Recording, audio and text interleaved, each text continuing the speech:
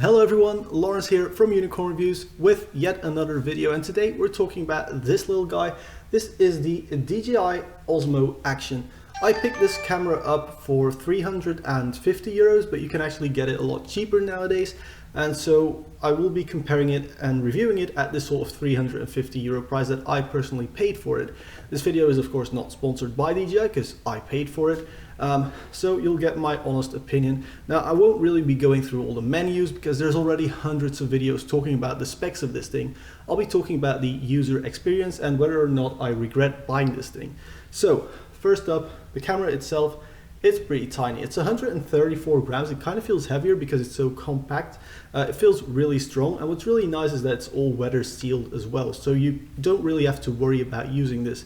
Obviously there's no tripod mount or anything, so if you want to mount it you'll have to use a cage anyway, but it's nice that you just have this removable lens, which is something GoPros don't have anymore. So if you do crash it with it, you just replace this little thing. You have to get it on there and get it on there really tight if you want to go underwater with it, or just use it in general, because otherwise you'll get mud and stuff stuck in the threads. So I'm really happy with build quality. Same with the screens. The rear screen, it's quite big, as you can see. Pretty big screen, very handy. It's touchscreen. You just swipe from different directions to change your settings and all that. You'll figure that out if you end up buying one. And then something I really like is the front screen, which is really handy if you're one of those really annoying vloggers who's doing this all the time and just talking to themselves all the time. But what's a bit weird is that obviously you're recording in either 16 by 9 or 4 by 3, and the screen is square, so you kind of lose the sides of it. So that is a bit annoying when you're doing the whole vlogging thing. What I also find a little bit annoying is the rear screen is off when the front screen is on. So it's not like you can be watching from one side and then someone else can watch from the other side. That would be handy, especially when you're doing this combined with friends. When you're making like a group vlog or something, then the person in front of the camera can see themselves, but then the person on the back can also see all the information. So that's a bit annoying. Also, I wouldn't say annoying, but it's just a trade-off thing. This camera can of course do 60 FPS, it can do 4K, and it has the rock steady, really impressive stabilization, just not all at the same time. My favorite mode actually is the 4:3 video mode aspect. That's great for cropping when you're posting to Instagram, where you have that sort of square or even vertical video, but just don't use your camera like that. That's really great for that, but you then lose the rock steady functionality. Now rock steady and all the normal stabilization, that's electronic stuff. So what happens is when you're on a snowboard and you have it mounted on your helmet or on a chesty, it works really well. It's incredibly smooth footage, as you can see right now. It just looks good from a stabilization standpoint, even without the rock steady in the 4:3 format. It's super buttery, almost too smooth when you have it in the normal 16:9 aspect ratio, which is cool, but again, it almost looks too smooth. However, I'm a mountain biker. I did 1 week of snowboarding, and so I'm always having this thing upside down on my chest, bit pointed like that, or on top of my helmet or under my peak if I'm wearing a downhill helmet.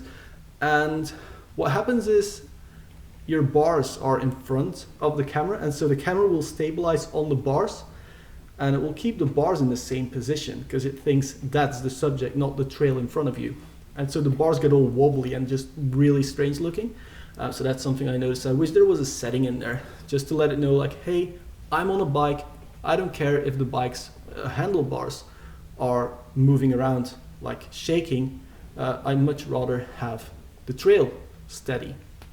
That's just something I noticed with the camera. But then talking about actual image quality, it's actually very impressive, especially the snowboarding clips. There were some, I wouldn't really call it a snowstorm, but it was pretty bad weather. And I couldn't see anything, partially because I was wearing the wrong goggles, but whatever.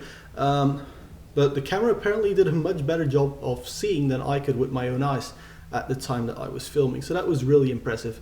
Again, my riding isn't impressive, but the footage really looked good. Now, that's of course very clear weather. I did notice that when you're doing darker sort of stuff. Again, mountain biking in the forest, it can get a little bit grainy, but it still does a pretty decent job. There's never like too much noise, and this is all with just having everything on standard, because I just want quick clips that I can share to people. I'm not going to spend hours color grading this stuff. For that I have proper cameras.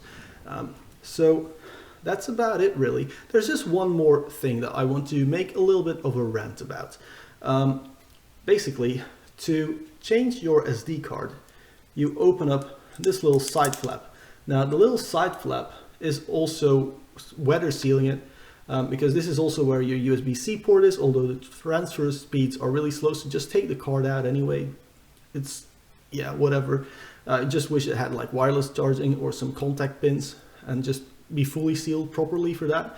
But what the USB port is also for, if you remove the little door, is your audio adapter. Now this is not an official DJI audio adapter, because that would make too much sense. No, this is some third-party thing sold by DJI, and it clips in a little something like this. And now your camera is no longer weather sealed, but you have an audio input for a microphone. Now the thing is, if you want to use this with like a lavalier microphone, you need one that is powered, or you'll have to like really boost the audio in post, or the camera will try and boost it, but then it gets very noisy with a lot of hiss in the background, and it's just not a nice experience. So what I do is I just run an external recorder and sync up the audio afterwards. But that's just something that really bothered me. I thought it would deal a lot better with like lavalier microphones. It doesn't, so I just tested this for a few hours and never actually used it, even though this is 50 euros. Kind of sucks. And again, same for the battery. I like the battery. I like the fact that the battery is also fully self-sealing. Just make sure that it's in there properly.